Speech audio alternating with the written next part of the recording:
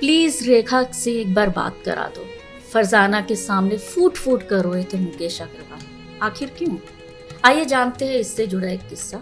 रेखा से शादी के करीब 7 महीने बाद 2 अक्टूबर 1990 के रोज मुकेश काफी खुश नजर आ रहे थे। उस दिन को याद करते हुए मुकेश के बड़े भाई अनिल गुप्ता ने कहा, वो सुबह सुबह जल्दी उठ गया और मेरे कमरे में आकर लेट गया।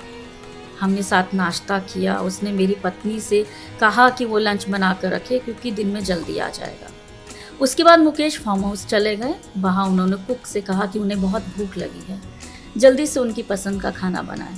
मैं अपने कमरे में सो रहा हूँ और जब तक खाना तैयार ना हो जाए मुझे जगाना मत।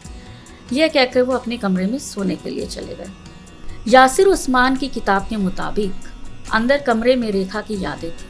आज सुबह से अपनी वे इस मुस्कान के पीछे दर्द छुपाए हुए थे। मुकेश ने कमरे में रेखा का दुपट्टा उठाया और उसका फंदा तैयार किया। फिर वो अपने बेड पर चढ़ गए। इस फंदे के सिरे को अपने डबल बेड के ऊपर पंखे से बांधा और फंदे से झूल गए। पुलिस की एक रिपोर्ट के मुताबिक मुकेश चाहते तो वो खुद को बचा सकते थे।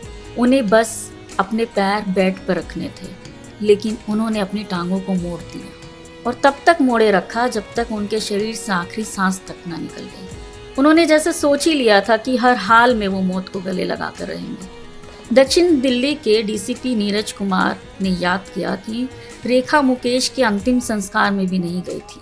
रेखा को मुकेश की खबर न्यूयॉर्क में मिली, जहां वे एक स्टेज शो के लिए गई हुई थी। उन्होंने फौरन अनिल गुप्ता की वाइफ को कॉल किया, जिन्हें वो भाभी जी कहती थी।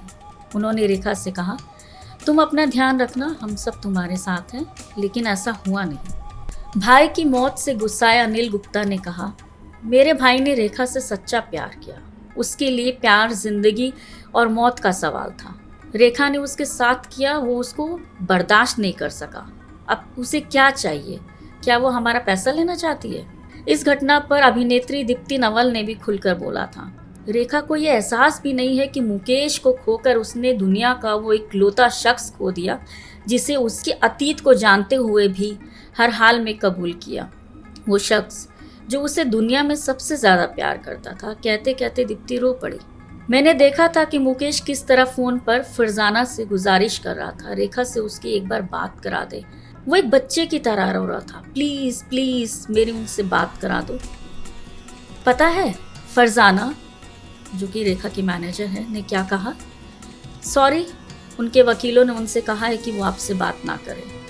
मैं ये नहीं कह सकती सारी गलती रेखा की ही थी, मुझे तो कुछ भी नहीं पता, लेकिन रेखा को उनकी तरफ से थोड़ा संवेदनशील होना चाहिए था। आपको ये एपिसोड कैसा लगा? हमें अपनी प्रतिक्रिया ज़रूर दीजिएगा।